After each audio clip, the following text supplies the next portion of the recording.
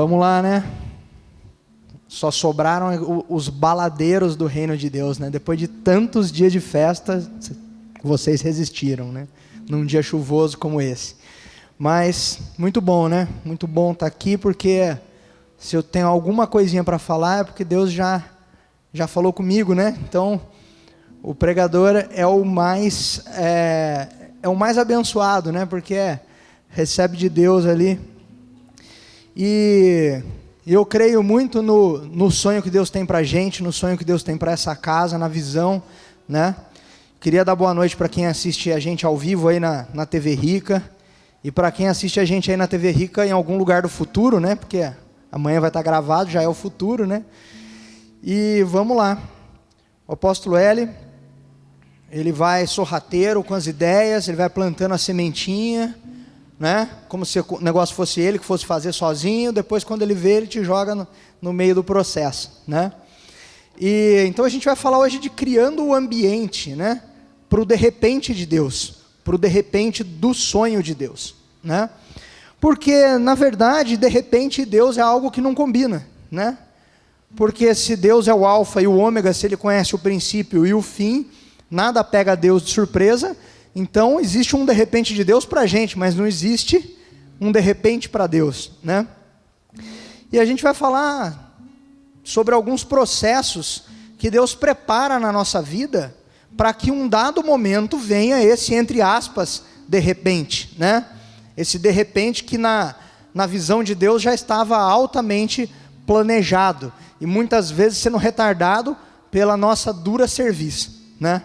Pela nossa característica de brigar com Deus, tendo certeza de que a gente sabe mais do que Ele aquilo que é bom para a gente, né? Eu vou dar umas lidinhas aqui, porque eu tenho uma característica, eu não me acertei ainda nesse púlpito, né?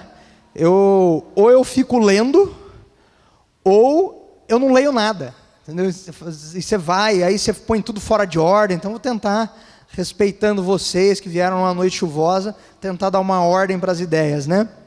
Então a gente vai concluir isso, né? Aí, no final da história a gente vai concluir que esse de repente de Deus é algo que foi construído por Ele na nossa vida ao longo de toda a nossa história, né?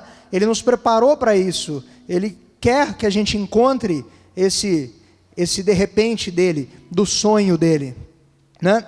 E a gente podia dividir esse de repente do sonho de Deus, esse preparo, esse ambiente, né? Em duas partes, né? Duas partes, porém simultâneas, né? Uma parte seria o natural, de nós nos movermos naquilo que Deus tem, né? Naquilo que a gente tem que fazer para as coisas acontecerem, né?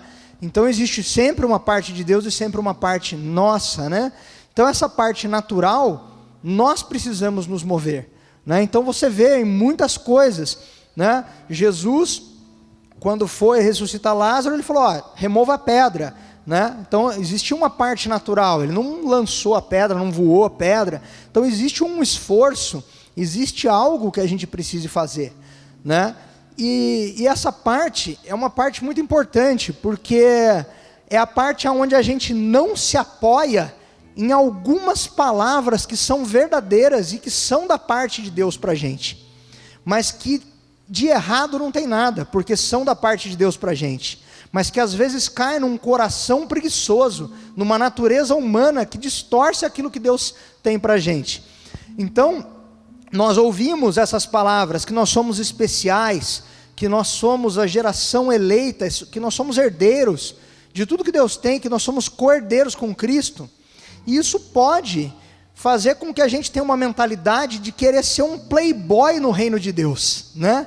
E Deus não nos chamou para isso, para sermos bons vivants no reino de Deus, porque eu sou filho do rei, porque eu sou herdeiro de tudo, porque o meu pai, você não sabe quem é meu pai é o dono do ouro e da prata, né?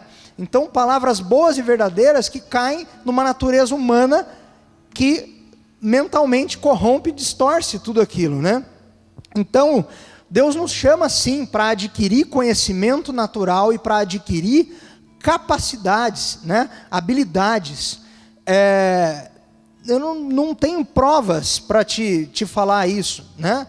mas eu não sei te precisar quantos por cento do Novo Testamento foi escrito por Paulo, né? Mas foi uma boa parte. E coincidência ou não, achismo meu ou não, era alguém que foi muito bem preparado no mundo natural, né? Então era alguém que teve a capacidade sim de falar, olha, tudo que eu aprendi é esterco diante do que eu vejo, diante do que Deus colocou na minha vida. Mas uma coisa é você ter a capacidade e ver que tudo aquilo é bom, mas que tudo aquilo é pequeno diante da grandeza de Deus. Outra coisa é você achar que porque você vive por algo que Deus tem na sua vida, que você não precisa ter nada daquilo, né? Salomão, sendo Salomão e um homem mais rico de tudo, de toda a terra, um dia chegou e viu que tudo aquilo era vaidade debaixo do sol. E nós temos que querer como ele, alcançar tudo, para daí ver e com propriedade de quem vive o melhor dessa terra, falar, tudo é vaidade diante daquilo que Deus tem, né? Mas então existe sim uma parte nossa, natural, debaixo, claro, da vontade de Deus. E muito cuidado, né, para a gente não confundir ir na força do nosso braço com cruzar os braços e esperar Deus fazer, né? Deus não espera que a gente cruze os braços, né? Tem muita coisa que tem que ser feita da nossa parte. Deus espera nos ver como? Em movimento constante, né? Em direção àquilo que Ele tem para a gente, né? Não só esperando que Ele faça a parte dele, que essa sim é com certeza a parte mais garantida desse pacto, a parte de Deus, que é fiel e justo, né? Então nós temos que cuidar muito bem da nossa outra parte, que somos humanos e falhos, né? Para cumprir com Deus aquilo que nós temos certeza que Ele vai cumprir com a gente, né? Então quem é a ponta fraca desse pacto somos nós. Então quem tem que se esforçar e quem tem que ir atrás, e, né? É muito mais fácil a gente ter fé em Deus do que Deus ter fé na gente. Mas na prática a gente vê o contrário, né? O tanto que Deus acredita na gente e o tanto que a gente às vezes duvida dele, né? Então essa é uma parte. O nosso esforço natural, nada de não vamos estudar porque Jesus vai voltar, para que tudo isso, é vaidade, não, né? Deus tem uma agenda para a gente aqui nessa terra, um governo sobre esse lugar, né? E a outra parte é a parte de Deus. É a parte onde Deus, que enxerga o início e o fim de tudo, vai forjar o nosso caráter, vai testar e vai amplificar a nossa resiliência, né? Nos conduzindo por caminhos, às vezes, não sempre, né? Mas às vezes, aparentemente ruins, ou por situações que parecem não fazer sentido para a gente, né? Então assim, às vezes a gente cai de paraquedas em ambientes que você fala, não tem nada a ver, depois Deus vai ligando as pontas, né? E essa parte de Deus, nós temos que ter um coração ensinável para passar por elas, né? Porque nem sempre o ensino teórico nos leva ao ponto que Deus quer da gente, mas a prática, e uma prática às vezes dolorosa, uma prática que vem a nos matar para viver aquilo que Deus tem, né? Abandonar os nossos achismos e essas coisas todas que a gente tem, para chegar onde? No ponto que Ele quer. Então de um lado eu me capacito, de um lado eu me preparo, do outro lado Deus vai nos afiando e vai nos conduzindo e vai nos capacitando, né? E então existe um esforço em uma ponta, aonde eu vou caminhar naturalmente, racionalmente, em direção a algumas coisas, né? Aonde eu vou fazer um estudo do que eu estou fazendo para encontrar o propósito que Deus tem na minha vida, e eu vou caminhar em direção àquilo, né? E o outro é a gente se deixar moldar por todas aquelas situações que Deus coloca e que a gente quer fugir, e às vezes aquilo que a gente quer fugir é aquilo que vai nos preparar, né? Então, não que toda luta seja colocada por Deus para te afiar. Não pense em usar isso como uma morfina para justificar as nossas incompetências. Tem muita luta e tem muito problema que a gente se enfiou sozinho. E Deus não tem nada com isso. Mas tem coisas que você sente, você sabe que foi Deus que te colocou, e essas a gente deve dar glória a Deus por elas, né? Porque Deus tem algo grande para todos nós. Aí eu queria falar um pouco com vocês eu queria fazer uma análise de caso, né? Vamos dizer assim, alguém que se preparou no natural, alguém que soube entender o sobrenatural de Deus. Existem vários homens na Bíblia. Se você pegar, você pode analisar, você vai ver a preparação que eles tiveram no natural, muitas vezes por caminhos que eles não sabiam para onde estava. Você vê Moisés sendo preparado como um general a vida inteira para ser um libertador, né? E as situações que foram colocadas, você vê José, você vê vários homens de Deus capacitados. Mas eu queria falar um pouco de Daniel com vocês, né? Então, no livro de Daniel, no capítulo 1, a gente começa a analisar uma série de coisas, e o livro de Daniel é muito rico, e ele vai chegar, e ele é rico e cíclico, né? Porque ocorrem situações repetitivas, onde a conduta dele, então assim, você vê, se isso fosse um estudo empresarial, uma análise de caso, você vê ele se portando de uma mesma forma, e ciclicamente se movendo em direção àquilo que Deus tinha para a vida dele. Então, no versículo 1, a gente vê que Nabucodonosor, rei da Babilônia, ele veio a Jerusalém e sitiou Jerusalém, né? Isso com certeza era uma situação não muito legal para o povo de Jerusalém, aparentemente uma situação ruim, uma situação de perda de liberdade, uma situação de sujeição, uma situação onde você pode pensar assim, não, aqui não... debaixo de um domínio, debaixo de um jugo, dificilmente vai florescer alguma coisa, né? Os versículos, ainda no capítulo 1, vamos ficar um tempinho aqui no capítulo 1, nos versículos 3 e 4, você vê que o rei manda chamar alguns israelitas da família real e da nobreza, né? Embora eles estivessem em sujeição, o rei pediu para que fossem alguns membros da família real e da nobreza. Aí botou um monte de características: jovens sem defeito físico, de boa aparência, né? Então aqui fala um pouco do físico, vai falar também um pouco do intelecto, cultos inteligentes que dominassem os vários campos do conhecimento, né? E fossem capacitados para servir no palácio do rei. Então aqui a gente vê uma seleção, né? Uma pré-seleção, numa avaliação de aspectos naturais, aonde a nossa parte tem que estar em ordem, né? Ali, quem estava com a parte natural em ordem, foi selecionado, quem não estava, não foi. Não havia nada de espiritual na solicitação de um rei ímpio, né? Então você observa que a escolha foi pela nobreza, pela família real, foi, teoricamente, pessoas mais acostumadas ao ambiente no qual eles serviriam o rei. Eles estavam sendo chamados para serem servos, mas servos do rei. Então a pré-seleção do rei pedia que eles entendessem a linguagem daquele ambiente, né? Então isso, a gente se preparar para viver o de repente do sonho de Deus, a gente tem que entender sim a linguagem dos ambientes. E se você tiver uma postura que você possa circular em determinados ambientes, você vai, provavelmente, você vai ter mais chance de ser chamado do que se você tiver um perfil de análise no campo do natural que você não se enquadre, né? Isso é simplesmente uma análise de, encaixa, não encaixa. Não tem jeito para cá, né? E no versículo 5, você vê que, ainda que eles fossem capacitados, cultos, perfeitos, eles foram levados diante do rei para quê?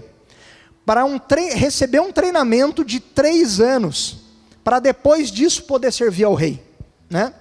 Então eu imagino que se você pegasse em Jerusalém e falasse acerca desses jovens homens, todo mundo ia falar, nossa, eles são praticamente perfeitos, né? Naturalmente falando. Mas você vê que quando eles foram levados para servir diante do rei, a visão do rei era maior, e achava, olha, eles são perfeitos para começar, né? Mas além disso, eu ainda vou dar para eles o quê? Um treinamento de 3 anos, para então eles poderem me servir, né? Então a gente percebe o quê? Que tudo na vida deles já parecia bastante, características invejáveis e ideais, né? Mas que naquele determinado momento serviram só para acessar uma seleção que os levaria a um outro nível de treinamento, em conhecimento, né?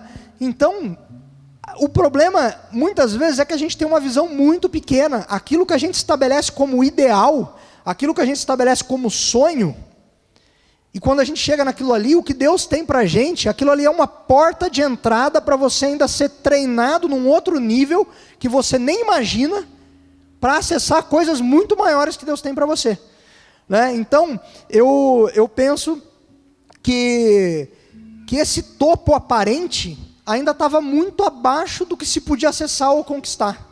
Mas na vista natural de quem estava em Jerusalém, na vista natural desses próprios jovens, provavelmente eles se achavam bons, né? Não se achavam bons porque alguns ali eram homens de Deus, né? Então aí tinham o coração no lugar certo por outros motivos. Mas esse topo aparente não estava nem perto da onde eles podiam chegar. Mas eles ali naquele momento eles não tinham noção nem do lugar onde eles podiam chegar, nem do potencial que eles tinham, né? Então sonhar já não é fácil, né? A gente fala que sonhar, todo mundo sonha. Mentira. Muito mais gente não sonha do que gente sonha, né? Por quê? Porque muito mais gente vive num ambiente de desesperança do que num ambiente que parece que você vai para algum lugar, né? Então, sonhar já não é fácil, e principalmente se a gente olhar as circunstâncias, né? Sonhar grande é mais difícil ainda, né? Querer algo de bom, né? Por quê? Porque a gente vem de uma geração que, se a gente não romper com o nível das coisas que a gente vê, nós não vamos nem saber sonhar, porque nós não conhecemos nem o que a gente pode acessar, a gente não conhece nem nada mais para frente disso, né? Então, a gente pensa que a gente sabe sonhar, mas nem mesmo a gente treina sonhar. Pensa quantas vezes a gente se para e fala assim, não, vou dar uma sonhadinha consciente aqui agora, vou viajar um pouco aqui, vou devagar, vou deixar minha mente ir, vou tentar imaginar onde Deus pode me levar. Não, normalmente o nosso sonho está relacionado àquele espaço físico onde a gente vive, aquela casa que você quer trocar, aquele carro, aquele emprego, aquela coisa, né? A gente vive preso numa visão pequena, e não é fácil romper e abrir a mente para essa visão maior que Deus tem para a gente, né? Então a gente precisa desprogramar aquilo que está diante dos nossos olhos, né? Então uma pergunta que eu fico perguntando assim, você acha que Daniel, na vida dele, ele imaginava, ele almejava ser levado para onde ele foi? Será que Daniel fez um plano de carreira, pensando que ele ia chegar aonde ele chegou? Não, ele se capacitou no campo do natural, e dentro de uma situação de adversidade, de aparente adversidade, aonde você poderia pensar que dentro ninguém vai florescer, ele foi levantado do meio daquilo ali, e acessou um lugar que ele provavelmente não imaginava acessar. Talvez ele não tivesse essa visão de que, olha, provavelmente daqui a uns anos Nabucodonosor vai sitiar Jerusalém, e quando ele fizer isso, eu vou ser o cara, ele vai procurar alguém aqui dentro, e eu vou ser o cara preparado para isso. Não, difícil alguém imaginar um cenário como esse, mas ele estava preparado, e Deus fez na vida dele.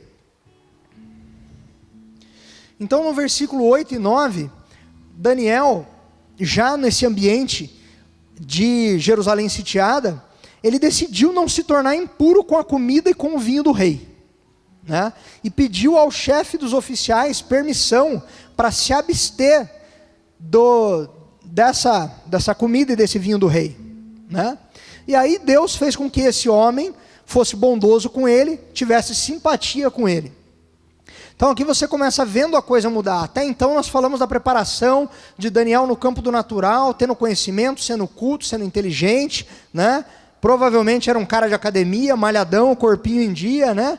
Não comia hambúrguer, tudo em ordem. Aí a gente vê a decisão dele. Aqui começa a ter que aflorar os princípios de Deus na vida dele, aonde ele é confrontado num ambiente onde todo mundo fica quieto, é melhor não mexer com isso aqui, e você vê a decisão de se manter firme aos princípios de Deus. Então a tua preparação no natural vai servir para alguma coisa, e a tua preparação e a solidez que você tem na tua vida com Deus, ela vai te fazer, em alguns momentos, tomar decisões, não pelo natural, mas sim pelos princípios que você tem, por um padrão que você não quer baixar, né, para conseguir as coisas, porque a coisa mais fácil que tem é baixar o padrão para conseguir as coisas, né? Eu não sei de quem que é essa frase, mas eu acho ela muito boa. Tem sempre alguém que pode fazer uma coisa um pouco pior do que você e vender um pouco mais barato, né? Isso é clássico, porque baixar o padrão para conquistar as coisas é muito fácil, né? Manter o padrão é muito mais difícil. Então, quando a gente mantém esse padrão, quando a gente se mantém firme aos princípios de Deus, embora pareça mais difícil, é onde a gente começa a abrir o espaço para Deus agir, né? E aqui você vê que Daniel foi reto ainda numa outra situação. Ele não usou a vida dele com Deus, ele não usou os princípios de Deus para desobedecer autoridades, para ser um rebelde, né? O que ele fez? Ele foi reto e pediu permissão à autoridade constituída. Então ele reconheceu uma autoridade, pediu para não se alimentar daquilo, e Deus sim, aí entra Deus, amolecendo o coração daquele homem e deixando e fazendo com que ele tivesse simpatia por Daniel, né? Então aí Daniel se mantendo firme, mantendo a ordem, reconhecendo a autoridade, e Deus agindo sobrenaturalmente, colocando simpatia daquele encarregado na vida dele, né?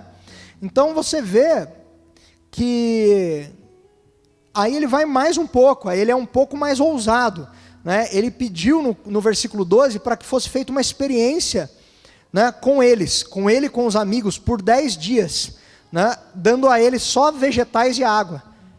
E essa pessoa estava preocupada, esse encarregado estava preocupado em relação à aparência física deles, se seria diferente da dos outros, né? Ele tinha medo de ser punido porque ele deixou acontecer algo que não era da direção do rei. E aí você vê a ousadia de quem sabe a quem serve e quem confia, né? Então ele sabia que ele estava se movendo dentro de um princípio de Deus, e confiando que Deus estaria com ele naquela situação, né? E não deu outra. Passados os 10 dias, eles pareciam mais saudáveis e mais fortes do que todos os jovens que comiam a comida da mesa do rei, né? É mais ou menos você colocar eles comendo arroz e feijão e o outro grupo tomando anabolizante, né? E eles parecerem mais fortes. Parece bobeira, mas é muito sobrenatural. É muito viver por aquilo que Deus tem, né? E aqui a gente vê Deus então fazendo a sua parte, honrando a atitude de fé, abrindo o caminho para que eles, embora, né, numa cultura estranha, se mantivessem livres de contaminações. E essa é a realidade que a gente vive hoje, quando a gente quer se preparar para viver o de repente do sonho de Deus, né? Para que você não viva o de repente do sonho de Deus, existe tudo ao nosso redor tentando negociar os nossos valores, tentando baixar o padrão, tentando fazer com que a gente tome atalhos, né? Com que a gente tome atalhos e não espere o filho da promessa. Dia a dia tem gente empurrando a escrava para você e falando: tenha um filho com ela, não espere a promessa, né? E a gente tem que ter fé e esperar, né? E nos versículos 18 ao 20, ao final do tempo estabelecido pelo rei, para que os jovens fossem trazidos à presença de Nabucodonosor, o rei conversou com eles e não encontrou ninguém comparado a Daniel, Ananias, Misael e Azarias, de modo que eles passaram a servir o rei, né? O rei fez perguntas sobre todos os assuntos que exigiam sabedoria, né? Ou seja, eles passaram por um teste de conhecimento, de sabedoria, e a palavra de Deus, a Bíblia diz que eles eram 10 vezes mais sábios do que todos os magos e encantadores de todo o reino. Aí eu te pergunto, né? Eles já estavam treinados, eles passaram por um treinamento de 3 anos, esse treinamento de 3 anos foi junto com todas as outras pessoas, né? E o que fez diferença?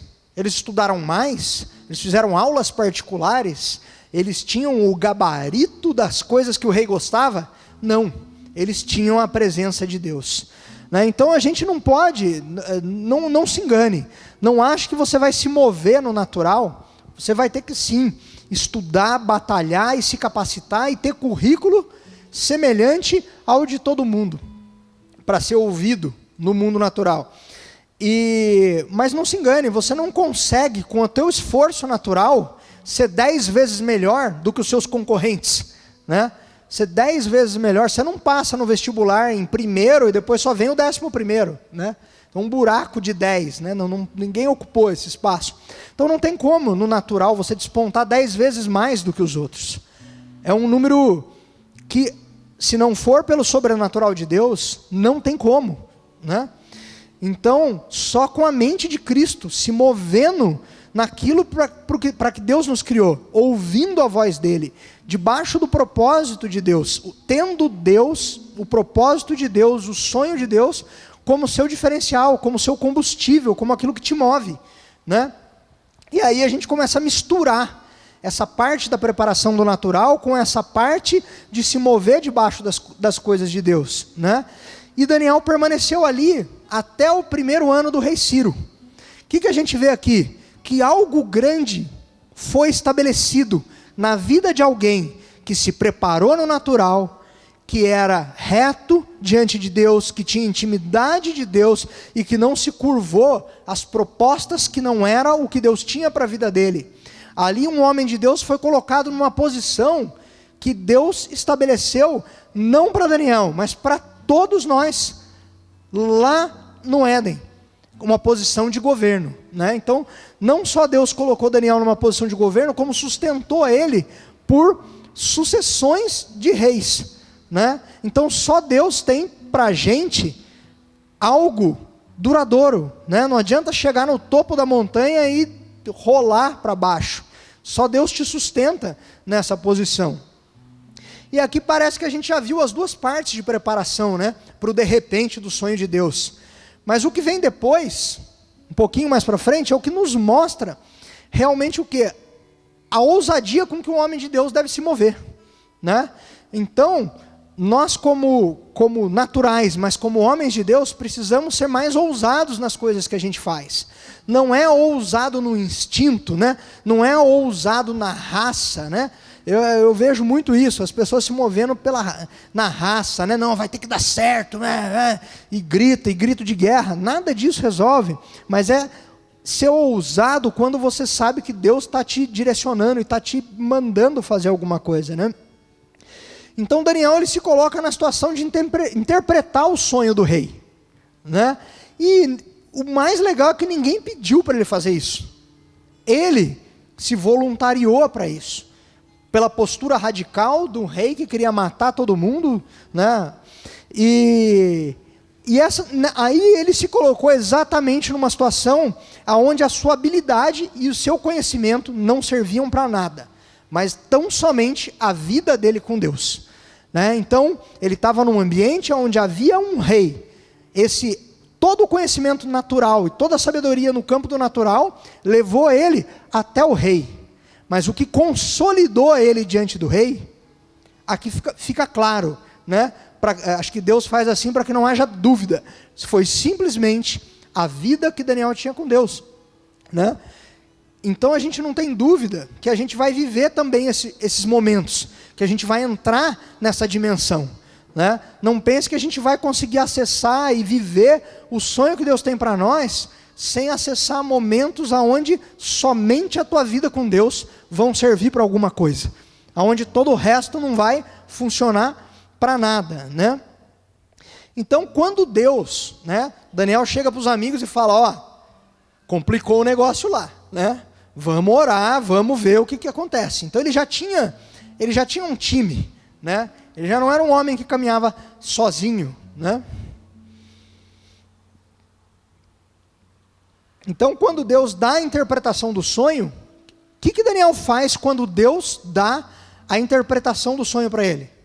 Ele se alegra, ele adora a Deus, né? ele não fica em dúvida. Então ele se moveu naquilo que ele não viu, né? E falta muito isso para a gente. Quem quer ser um sonhador tem que se mover por fé naquilo que não vê.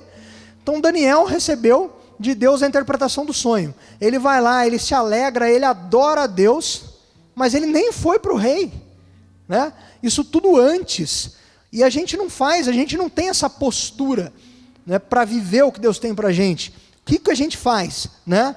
A gente fala coisas do tipo: cuidado, não comemora ainda, vamos esperar estar concretizado, né? Vai com calma, né? Isso não é uma mente, não é uma mente de quem se move no profético, né? Daniel se alegrou como se aquilo ali, naquele ambiente de intimidade com Deus, onde Deus deu a interpretação do sonho, como se aquilo fosse concreto e material, como se ele já tivesse sido aprovado pelo rei, né? Então foi tudo antes de se apresentar ao rei e ter certeza no natural que aquilo estava já correto, né? Então aqui a gente vê uma mistura total, né? Aqui começa a misturar tudo, uma mistura do que é espiritual, da nossa vida de intimidade com Deus, do nosso mover na vida natural, nos negócios. Então Daniel estava diante de um rei natural, de um governo natural, se movendo no espiritual de Deus, né? E como que a gente age hoje na nossa vida, né? Parece que assim, quanto mais simples a pessoa é, mais fácil é a gente falar de Deus para ela, né? Porque está tudo estourado na vida dela, é mais fácil falar de Deus, né? A gente acha, não precisa mais de Deus. Não é verdade. A gente fica menos tímido para falar para as pessoas simples de Deus. Mas quando a gente é colocado diante dos reis, né? Entre aspas, dos reis dessa terra, quando a gente tem a oportunidade de estar com quem? Com pessoas influentes, nós que deveríamos ser homens de Deus, intrépidos, o que a gente pensa? Não, é melhor a gente ser polido, é melhor a gente ser comedido, é melhor a gente não misturar as coisas, não falar de Deus. Mas Daniel, diante do rei, quando ele foi indagado sobre a capacidade dele de interpretar o sonho, ele disse: nenhum homem é, mas há um Deus nos céus que revela os mistérios, né? Então tem que ter peito, né? Imagina você num jantar com o governador do estado, ele fala assim: nossa, muito bom, você é muito bom. Você olhar para ele e falar assim: não, eu não sou bom não, mas o meu Deus é, né? Então assim, é mais difícil. Quanto maior é o círculo, quanto mais influência, quanto mais dinheiro envolvido, quanto mais altas camadas, parece que a gente fica mais tímido de falar de Deus. Mas será que Deus não colocou a gente em algumas posições de influência justamente para estabelecer o reino dele? Ou é só para se fartar com os manjares ali da mesa, né? Então tem tudo isso, né? E você vê que Daniel se posicionou, tendo toda a capacidade, tendo todo o estudo, tendo todas as coisas no mundo natural, nas habilidades natural, ele se posiciona de forma humilde, explicando que ele tinha conhecimento do sonho, não porque ele era sábio, mas porque era a vontade de Deus revelar o sonho para o rei, né? Então você vê aqui uma verdadeira aula de gestão de problemas, de mistura de tudo, de posicionamento de vida com Deus, de dar crédito e honra para quem é devido, né? De dar capacidade na linguagem que o mundo natural entende e valoriza, né? E também de saber que não há separação, de que tudo nessa vida fala acerca de uma coisa só, de estar no centro do sonho de Deus, de estabelecer o seu reino, né? Então nada no natural pode servir a outra coisa, a não ser ao reino de Deus, ao propósito que Deus tem, ao sonho de Deus, ou a qualquer outro nome que você queira chamar, a vontade de Deus sendo estabelecida na terra, né? Essa foi e a gente tem a mania de separar tudo, né? Não, lá é trabalho, melhor não falar com o meu chefe, melhor não isso, melhor não aquilo, né? Aí você fica pregando para tua mãe, né? Pregando para tua avó, não desmerecendo nem a sua mãe nem a tua avó, né? Tem que falar mesmo, mas às vezes elas não vão dar crédito para você, e Deus te coloca em ambientes pode pregar para todo mundo, mas pense nos ambientes de influência onde você pode levar o nome de Deus e não leva por, em nome de ser polido, em nome de não, né? Vamos com calma, né? Mas o sonho que Deus tem e tudo que Deus tem para a gente, não passa por a gente se curvar diante das outras coisas, mas sim de estabelecer aquilo que Deus tem. Né? Então você vê aqui, Daniel lá no capítulo 2, você já vê outra coisa, capítulo 2, versículo 48 e 49. O rei faz o quê?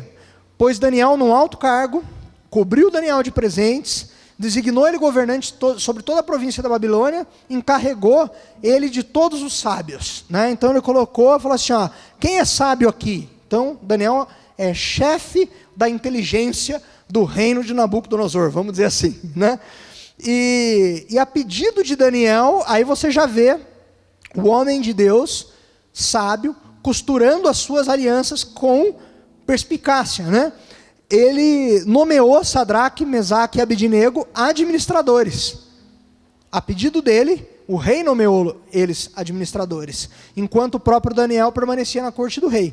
Então Daniel ele começa a gerar influência e a fazer o quê? A formar o seu time, né? Então, nepotismo no reino de Deus não é nepotismo, é propósito, né? É se juntar com quem está indo para o mesmo lugar, para a mesma visão, né? E caminhar junto com quem entende para onde você está indo, né? Então ele já tinha um time de amigos que entendiam aquilo que ele estava vivendo, que viveram aquilo, que passaram por um processo junto, que também estavam capacitados no âmbito do natural, mas que também tinham vida com Deus, que quando a coisa apertou e perguntaram, e ele falou que ele ia interpretar o sonho, ele já chamou esse time, né? Então esse time de intercessão que venceu junto e interpretou o sonho, foi o time que ele colocou no governo natural, no ambiente onde ele passou a ter influência, né? Então ali você vê um ambiente de governo sendo formado por pessoas de mentalidade do reino de Deus, né? Então eu acho que toda essa história ensina muita coisa para a gente, no aspecto da gente se mover no natural, nas coisas que a gente pode se capacitar e se lançar nas coisas que Deus tem e misturar tudo e entender que a gente é um indivíduo, uma vida, um propósito e está indo para um lugar. Né? Então não tem um propósito das 8 da manhã às 6 da tarde, outro propósito quando estou na igreja, outro propósito no fim de semana. Tudo tem que caminhar para o mesmo lugar, né? O teu trabalho, a tua família, a tua vida de ministério, tudo tem que caminhar junto, porque é tudo parte de uma coisa que é o propósito de Deus na sua vida, o sonho que Deus tem para você, né?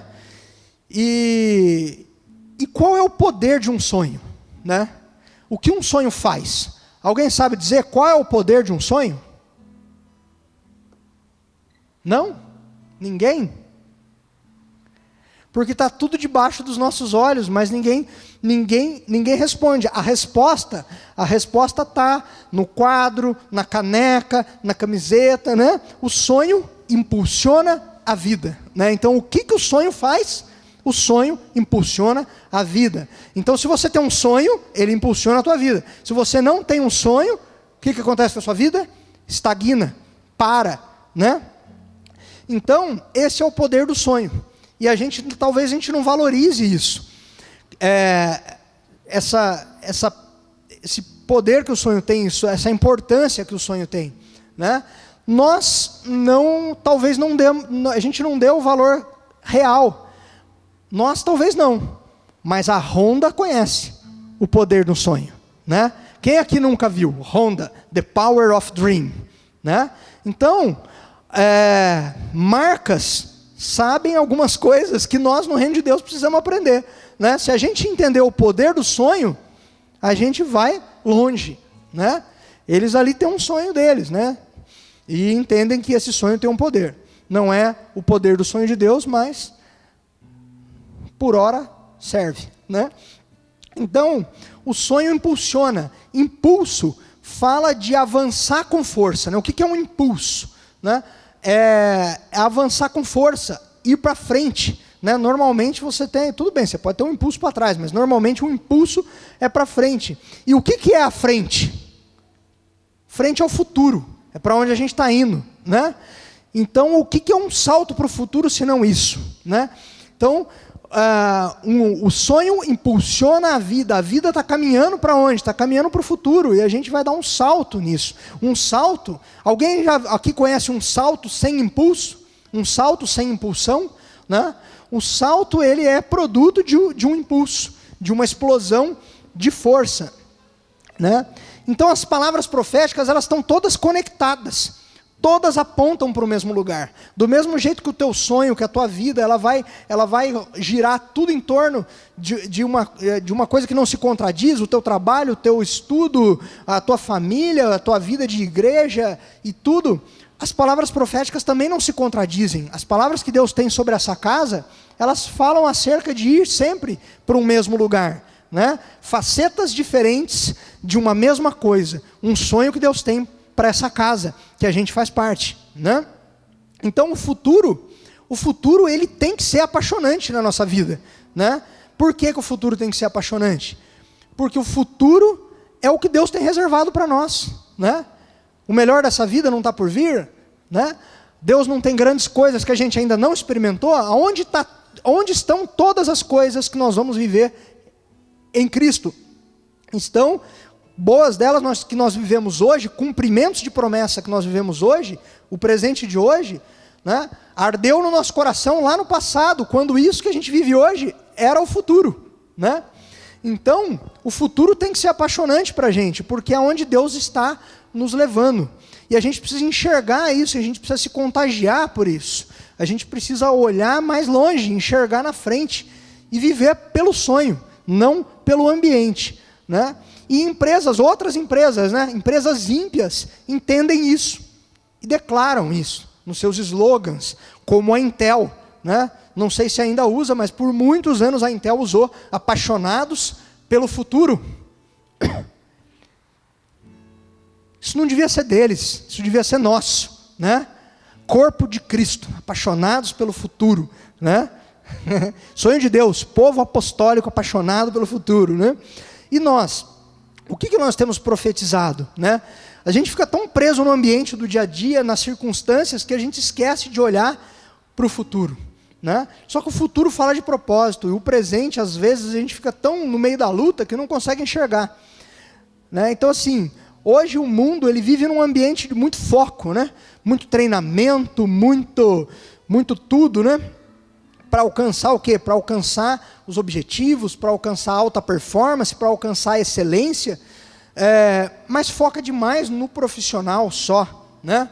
Como se a vida fosse só isso. Uma parte é isso, mas não é só isso.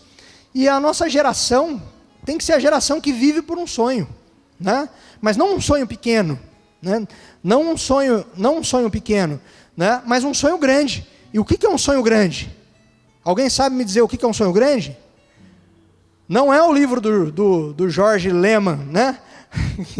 Que é um grande empresário brasileiro, alguém que tem um sonho grande, mas o sonho maior de todos é o sonho de Deus.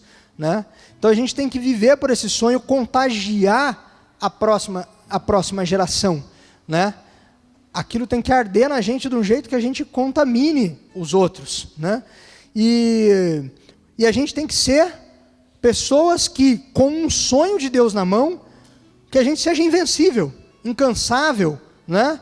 Imparável, né? Que não é uma palavra muito comum no português, mas no inglês é bem normal. A gente tem que ser tudo isso, por quê? Porque a gente busca força na fonte. Só quem conhece a Deus tem a fonte, né? Só quem conhece a Deus pode ter o coração no lugar certo. Digo pode, né? Porque nem sempre tem, né? Então a gente saber que a gente está numa parte temporal, mas construindo algo que é maior do que a gente, maior do que esse tempo que a gente está aqui, né? Que ele vai continuar após a gente, que a gente está numa corrida de revezamento, que a gente vai passar o bastão, e que a gente não viveu por um sonho pequeno e pessoal, mas por algo maior do que a gente. Né? Então a nossa visão tem que ser mais ampla, a gente tem que entender a dimensão do que é prometido por Deus. Não para a gente só aqui, mas para toda a humanidade, né? Plenitude de vida. Né? O que a gente está vivendo hoje da plenitude que Deus tem para a gente? Né? A gente ouve, não, já está tudo consumado, tudo foi consumado em Cristo, falta a gente acessar. E às vezes eu pergunto, como é que eu acesso? Como é que eu acesso? Como é que eu acesso? Eu falei, gente, se já está disponível, como é que a gente acessa? Né? Me dá um endereço eletrônico para acessar certas coisas que eu não tenho conseguido. Né? Então a gente vive para estabelecer um reino geracional. O nosso sonho é geracional, porque é o sonho de Deus, que é um Deus atemporal. Né? Então é maior do que aquela casa, né? Do que aquelas férias, que também são boas. Né? Não estou falando mal delas, deixa elas com a gente. Né? Então não é fácil, mas a gente precisa perder essa visão temporal das coisas e ver a cena mais ampla. Olhar para os nossos filhos e entender aquilo que a gente está construindo, né? Até que gerações eu posso plantar, né? Até onde eu posso influenciar, né? No casamento de quantas gerações o meu exemplo pode ecoar, né? Mas aí entram outras coisas, né? Qual é o problema do sonhador, né? Eu vejo que um sonhador dentro do contexto do sonho de Deus é algo muito bom. Mas você ouve pessoas falando de sonhadores como algo meio pejorativo. Alguém aqui já ouviu? Aquele lá é um sonhador, vive no mundo da lua. Né? Por quê? Porque o sonhador ele tem um problema. Ele não sabe materializar as coisas. Nós temos que ser uns sonhadores, mas a gente tem que aprender a ser um materializador, um realizador, um finalizador. Né? Então a gente tem que sair do campo das ideias, no caso, o sonho de Deus, para ações práticas. Né? Como que eu converto isso que Deus te deu no teu coração para algo palpável? Né? Como que eu converto isso em ações sistematizadas, reais, naturais, que vão me levar até aquilo lá? Né? Então, sair do campo do sonho e trazer para a realidade. E a gente sabe que né? Quem gera esse sonho na gente? Deus. Né? Agora, toda gestação é finalizada com uma concepção ou não? Ou existem alguns abortos no meio do caminho? Ou existem alguns problemas? Muitas gestações não chegam ao ponto de conceber. Né? E a gente tem que gerar o sonho. Gerar ele a ponto de conceber. Né? O conceber é o materializar o sonho. Né? E a gente vê muito algumas coisas em livros, esses best-sellers americanos de áreas empresariais, eles usam muito um termo que chama-se conselhos acionáveis. Né? Então nós temos que converter os nossos sonhos, né, em uma lista de coisas factíveis, executáveis, para que a gente sim se mova naquilo e vá em direção. Porque sonhar muitas vezes é vago. E a gente tem essa função de trazer para a realidade com fidelidade aquilo que Deus tem, não negociando os padrões que Deus estabeleceu, mas ser um materializador, ser um finalizador. Então aquilo que a gente pode fazer, aquilo que a gente pode executar, né, no mundo empresarial há uma obsessão por isso, por sair do campo das ideias e ir para o campo da ação. E nós também, sonhando o sonho de Deus, precisamos disso. Isso é se preparar para o de repente. Então Deus tem um sonho na minha vida.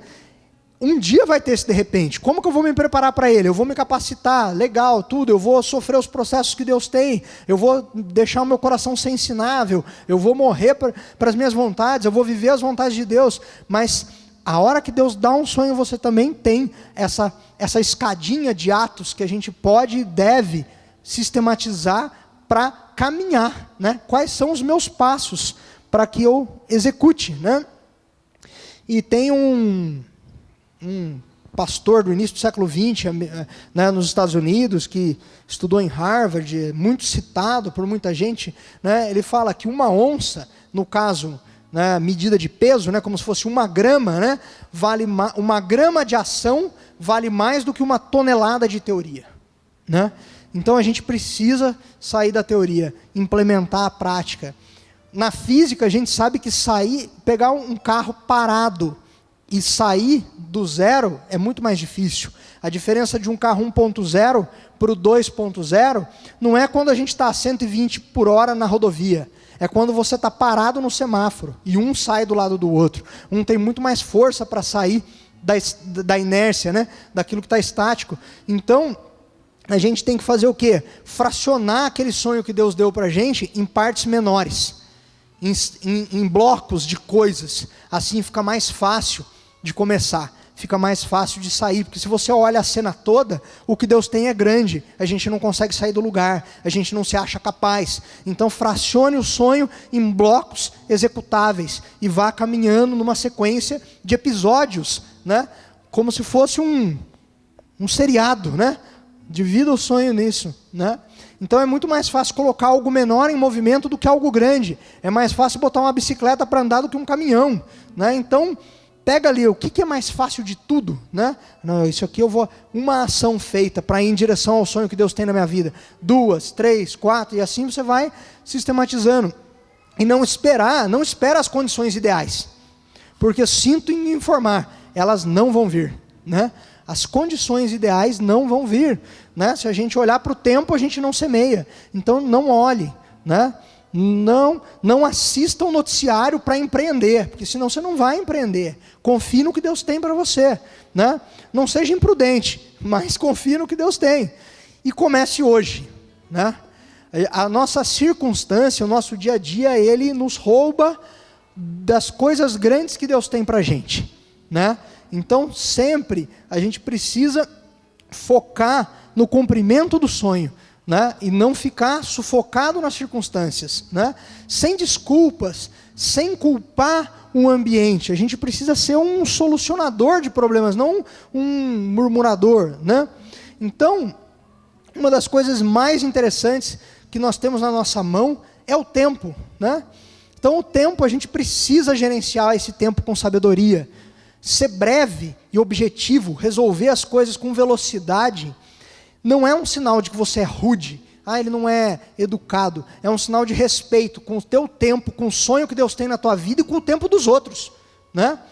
Então perceba que os almáticos, eles são grandes desperdiçadores de tempo, não é verdade? Eu já contei a minha história para a apóstola Leila, eu já contei a minha história para o apóstolo Cristiano, agora só falta contar para o apóstolo L.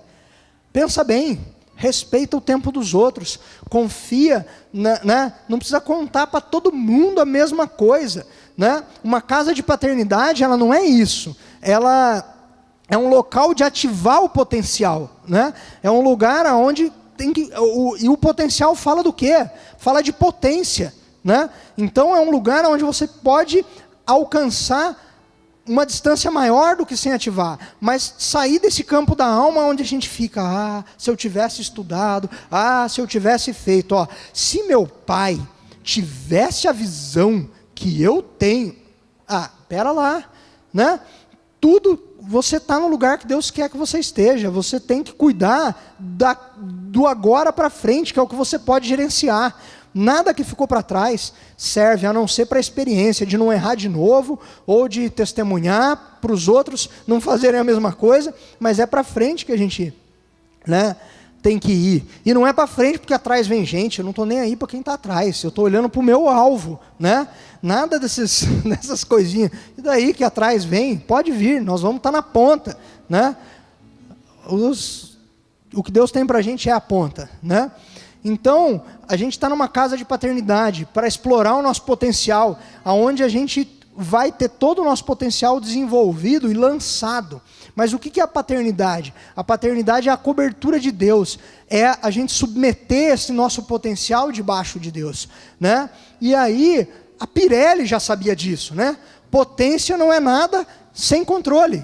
Uma propaganda muito velha. Então o seu potencial, sem a direção, sem uma paternidade, sem estar debaixo de se submeter a uma paternidade, você não vai muito longe, você vai derrapar na primeira curva, né? Então, às vezes o freio não é para você ir mais devagar, o freio é para você não derrapar e sair da corrida, entendeu? Então às vezes é melhor ir devagar e continuar. Então tem hora de acelerar, tem hora de frear, tem hora de tudo, só não tem hora de recuar, né?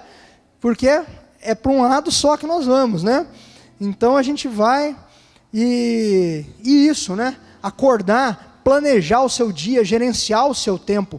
Deus nos deu inteligência para racionalizar, para não ser uma vítima do deixa a vida me levar, né? Então assim, acorda, para onde eu vou primeiro, para onde eu vou depois, o que eu vou fazer hoje, o que eu vou fazer para ativar o meu potencial, o que eu vou fazer para atingir o sonho que Deus tem na minha vida, apesar do meu trabalho, apesar da minha família, apesar de tudo, porque às vezes todo mundo te suga, né? Então, né, um estudo da Harvard Business Review concluiu que a gente desperdiça, em média, 96 minutos de produtividade, todo dia, com uma coisa. Não é que a gente desperdiça 96 minutos por dia de produtividade com todas as coisas, só com interrupções. Então aprenda a falar, eu não estou para ninguém, aprenda a falar, não me interrompa agora, eu vou para o meu quarto, não me interrompa, né? Eu vou começar a fazer uma coisa agora lá, ó, se minha mãe não morrer, não abra essa porta, entendeu? Então assim, a gente tem que aprender a ter foco, né? E aí, pum, WhatsApp, o que é? Palmeiras não tem mundial. Ah, para, todo mundo já sabe disso, né? E lembrar, cuidado com a armadilha. Estou falando porque uma das últimas coisas que eu recebi ali sentado antes de subir aqui foi isso, né? Alguém falando pela 1000ª vez. Então, lembrar que um dia cheio e corrido não é sinal de ser produtivo. Um dia cheio e corrido não significa que você está indo para lugar nenhum. Significa que você está apagando incêndio e cuidando das necessidades dos outros. Cuidar das necessidades dos outros é importante, debaixo do teu propósito, dentro daquilo que Deus te colocou, né? Então, o poder de qualquer ferramenta reside nas intenções do seu usuário, né? Então, celular é bom, smartphone é bom, WhatsApp é bom, Facebook é bom, tudo é bom. Mas é aí, submeta tudo isso ao propósito de Deus e use todas as ferramentas que a gente tem na mão para avançar. Não deixe elas te travar, não se torne refém dessas coisas, né? E falando em ferramentas, use tudo que uma casa de paternidade tem a oferecer para a gente como alvo, né? Para ser ativado, para ser confrontado, né? Não adianta, que não é assim, é mudando que a gente vai avançar, é mudando que abandonando as velhas práticas de coisas que não levam a gente para lugar nenhum, aquelas que a gente sabe que travam a gente, né? Então a gente precisa mudar a nossa mentalidade, pensar no tempo como um ativo valioso, né? Por isso a gente não pode desperdiçar. A gente não pode desperdiçar tempo, não é porque a gente está correndo atrás do prejuízo, né? Porque quem corre atrás do prejuízo encontra prejuízo, né? Nem porque a gente está atrasado para alguma coisa, nem porque a gente está querendo compensar alguma coisa que a gente não fez, porque Deus que nos vai fazer dar um salto para o futuro, não é a gente, né? Mas a ideia é não desperdiçar aquilo que é valioso, o tempo, algo que não volta. Então a gente tem que sim sair daqui com pressa, não porque está atrasado, mas por uma visão, por um sonho ardendo dentro da gente, né? Por ver o cumprimento daquilo, né? Quando você está ansioso por alguma coisa, você não dorme, você espera, né? Quando você vai fazer uma viagem, você fica lá, você não dorme. Você vê isso muito nas pontas, né? Crianças e idosos, né? Vivendo a ansiedade do negócio 3, 4 dias antes, né? Que a gente seja assim com o sonho de Deus na nossa vida, né? Que o propósito que Deus tem na nossa vida possa nortear os nossos dias, né? Todos os dias. E isso só acontece sustentando o sonho. Na semana que vem, com a pastora Zelinda, né? A propaganda.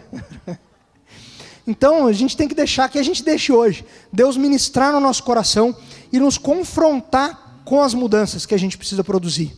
As mudanças no natural, aquilo que você precisa desenterrar, aquelas coisas que você abandonou, porque você não tinha uma visão suficiente, né? Isso não é para mim, isso eu não vou alcançar. E ser um pouco mais ousado e ir em direção a essas coisas que Deus tem. Deixa Deus fazer os ajustes necessários para colocar a gente na rota de colidir de frente com o sonho dele, né? Esse, de repente, é o virar a esquina e dar de frente com o caminhão, chamado sonho de Deus, né? Você pego de surpresa, assim, hoje está de um jeito, amanhã está de outro, né? É isso que Deus tem para a gente. É o de repente, que para Deus não é de repente, que Ele vem preparando ao longo da nossa vida inteira, com tudo de bom e de ruim, que nós carregamos na nossa bagagem, mas, né, que a gente possa ir de encontro com Ele, né? Não de encontro para esbarrar nele, mas para colidir de frente, né? Que a gente possa preparar esse ambiente rompendo com as coisas, né? A nossa mente é extremamente enganosa. Nós ficamos presos no eu acho, no eu aprendi assim, né? E tudo, e são essas coisas. E a gente vê estudos que mostram várias coisas, né? Se eu te perguntar, você está infeliz? E se eu te perguntar, você está feliz? Para quem eu perguntei se você está infeliz, né? Um estudo que foi feito no Canadá mostra que quando eu faço uma pergunta se você estava infeliz, as pessoas são 375% mais propensas a dizer que sim, simplesmente porque eu conduzi a pergunta para o lado ruim, né? Então a gente deve viver pelo sonho que Deus tem na nossa vida, não pela circunstância, não pelo que você vê no jornal, deixa a Venezuela, deixa o Temer, deixa todo mundo, né? Nós vamos viver por fé, pelas palavras proféticas que Deus tem para a gente e caminhar para dentro do sonho que Deus tem para nós, né? A gente não pode ser, a gente capta muito aquilo que prende a nossa atenção, né? Se eu falar para você, fala para mim 3 nomes de cantor, né? Você vai lembrar de quem você viu por último, aquele que bateu o carro, aquele que bebeu na festa e aquele que separou na capa da Caras, entendeu? Provavelmente. Por quê? Porque é quem está mais na mídia, né? Então a mídia fala muito na nossa mente. E sem perceber, a gente abandona algo que é real e concreto, que é aquilo que Deus tem para a gente, a troco de circunstâncias momentâneas, que já existiram muitas vezes. O Brasil está em crise. E daí? Não foi a primeira, não vai ser a última, e nós vamos crescer do mesmo jeito, e Deus vai levar a gente onde a gente tem que ir, do mesmo jeito, com crise, sem crise, com presidente, sem presidente, com o presidente da Câmara governando, não tem problema, né? Por quê? Porque o propósito de Deus não está sujeito a essas coisas, e tampouco nós deveríamos estar, né? Então essa é a ideia, que Deus nos coloque na rota da parte dele, que a gente se coloque na rota da nossa parte, que a gente faça o exercício de ampliar a nossa visão e enxergar muito além do que a nossa mente natural consegue, né? Era isso que eu queria falar para vocês, que resistiram aqui até as 9h15 da noite, né? E vamos lá, né? Vamos seguir vivendo por isso, vivendo por um sonho, né? Por algo que Deus tem. Vamos nos colocar de pé.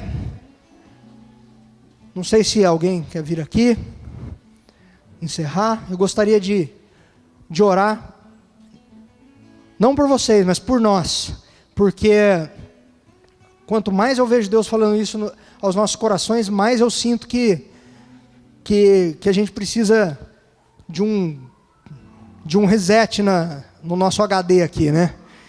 Pai, em nome de Jesus, Pai, eu quero te agradecer, Pai, porque o Senhor tem sonhos grandes na nossa vida, Pai.